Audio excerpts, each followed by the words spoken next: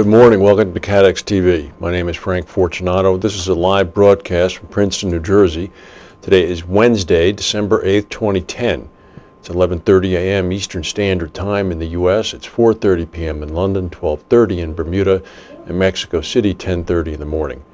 If you need to reach us during the broadcast, you can phone in toll-free at 1-866-67-CATEX. Overseas, our AOL instant mail address is CATEX-TV. Big story on Washington's Capitol Hill is the president and vice president trying to convince the Democrats to support the tax compromise that's been reached with the Republicans. I'm not so sure I would vote for it either. 30 years ago today, watching Monday Night Football, Howard Cosell came on the air to announce the death of John Lennon, first of the four Beatles to die. Mr. Lennon was killed in front of the Dakota Apartments where he lived on Central Park West by an admirer of his, Mark David Chapman, who was holding a copy of Catcher in the Rye, shot him 2 times with a small handgun.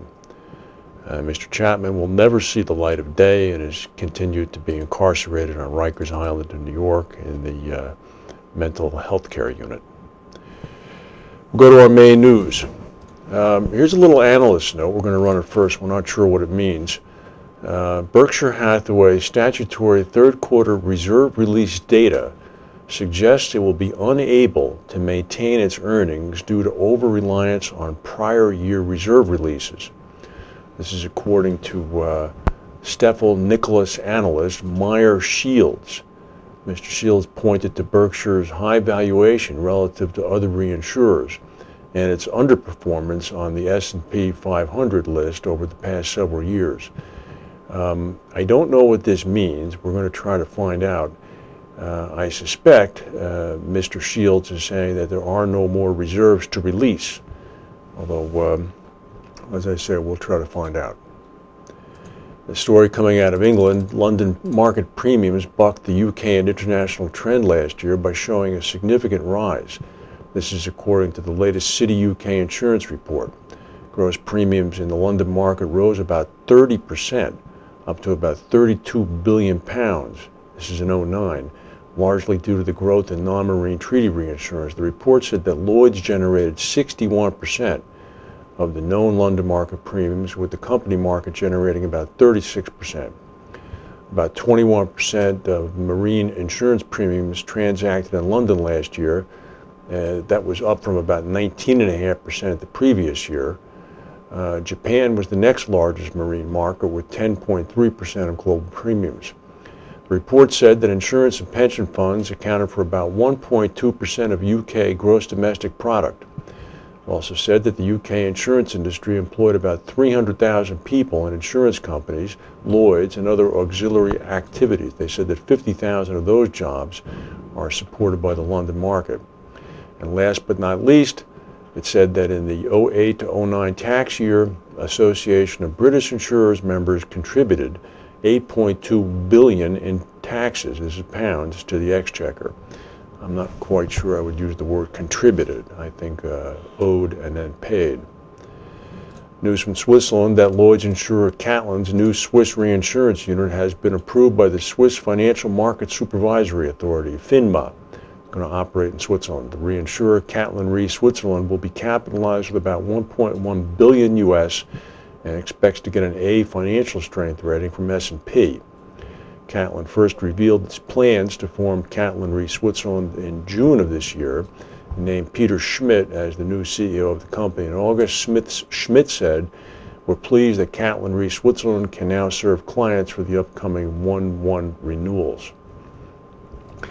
Well, you knew this was going to happen. You have 800 lawyers rummaging around all the detritus from the April oil spill in the Gulf of Mexico, trying to establish liability.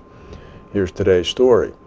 A Halliburton Company technician missed key signals that BP's doomed Macondo well was on the verge of blowing up because he was out taking a smoking break. This is according to testimony at a federal investigative panel. Joseph Keith, he's the smoker, senior unit manager for Halliburton, said that the U.S. Coast Guard Interior Department panel, he told the panel yesterday that he left his post aboard the Deepwater Horizon for about 10 minutes on the night of the disaster to drink coffee and smoke half a cigarette. While he was away from his computer screens, pressure data indicated the well was filling up with explosive natural gas and crude oil. Keith said that had he seen the pressure panel, he would have called the rig floor to warn fellow workers they were in danger. The explosion killed 11 employees, sank the Transocean $365 million rig, and triggered the worst oil spill in American history. By the time Mr. Keith came back from his break, the readings on the monitors had returned to normal. Keith told the panel he realized something was wrong later on, when the screens he used to monitor drilling fluid began to bend and stretch, and the air conditioning unit in the ceiling above him melted. Yeah, that would be a tip-off something's wrong. The government of Bermuda has some good news. Low-cost airline AirTran is going to begin daily services between Bermuda, Baltimore, and Atlanta in the spring. These will be inexpensive flights aimed at attracting visitors from two big American markets, Baltimore and Atlanta. They're going to run from April to October from Baltimore, Washington, and from May to September from Hartsfield in Atlanta. According to Transport Minister Terry Lister, this will make Bermuda available to 45 new cities through AirTran's network. The stock market in New York is down about 12 points right now. We'll go to a word from our sponsors.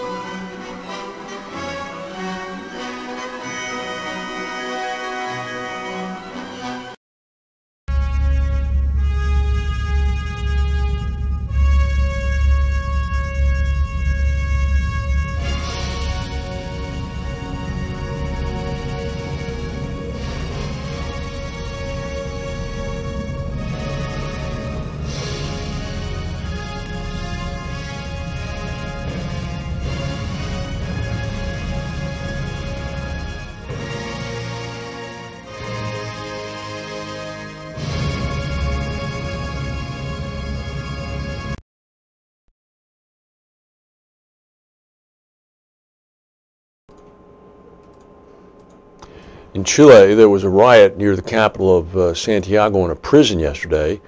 During the riot, a fire was begun. The fire has killed at least 81 of the prisoners so far. According to the National Prison Director, the blaze broke out yesterday at about 7:30 a.m. at the San Miguel prison south of Santiago. Hundreds of relatives of inmates gathered outside the prison. Some told State TV that prison police had closed the gates to the prison, impeding access for firemen. The prison population was 1,900 inmates, even though it was built for 700. Well, the Clelia II, which is a Antarctic cruise ship with 160 passengers aboard, was hit by a giant wave yesterday. Ended up disabling an engine in the high seas. It's now limping safely back to its scheduled port. The Argentine Navy says that it's heading for the port of Ushuaia at the extreme southern tip of the country at 5 miles an hour. It says all the passengers are safe, being accompanied by an Argentinian naval vessel. The ship declared an emergency on Tuesday when it was northeast of the Falkland Islands, about 500 miles out from Ushuaia. So if it's moving at 5 miles an hour and it's 500 miles away, they've got 100 hours to go, so it's not going to get there for about 4 or 5 days. Here's a possible insurance claim. A Japanese space probe sent up on a 2-year mission to Venus failed to enter orbit. It might have flown past Venus. The failure today was a big letdown for Japan's space program, but the space agency has not given up hope. According to the agency, unfortunately, the satellite did not attain an orbit, but it appears to be functioning, and we may try again when it passes by Venus 6 years from now. The probe, called Akatsuki, which means dawn, was launched in May of this year. It appears not to have fired its engines enough to inject it into the proper orbit after it passed near Venus yesterday. The Japanese Space Agency says that they still have communications with the probe. Well, it's an interesting story. When you have big mergers in the airline industry, many things happen. Passengers have to deal with their frequent flyer points, make sure that they're combined. Obviously, the employees of the airlines have to make sure that the benefits are aligned and they all have to wear the same outfits.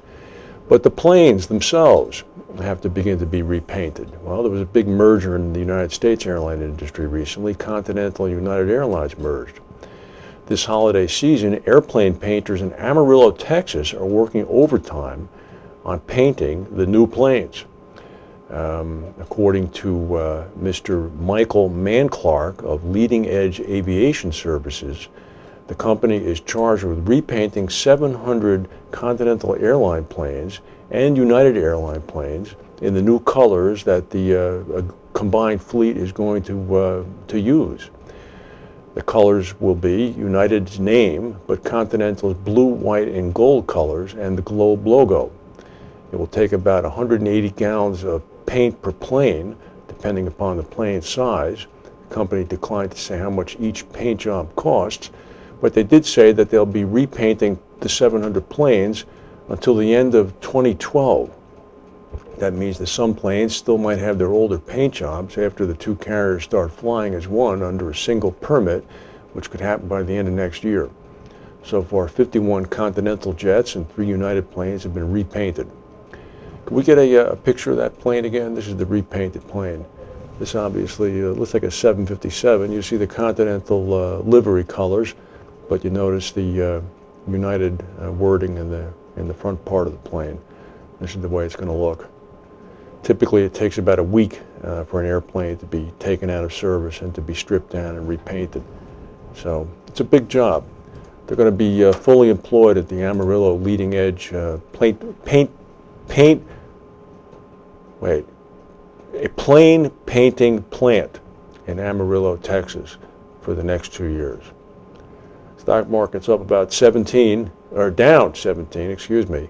If we have any breaking news, we'll come back and tell you. If not, thank you for watching and we'll see you tomorrow. Plane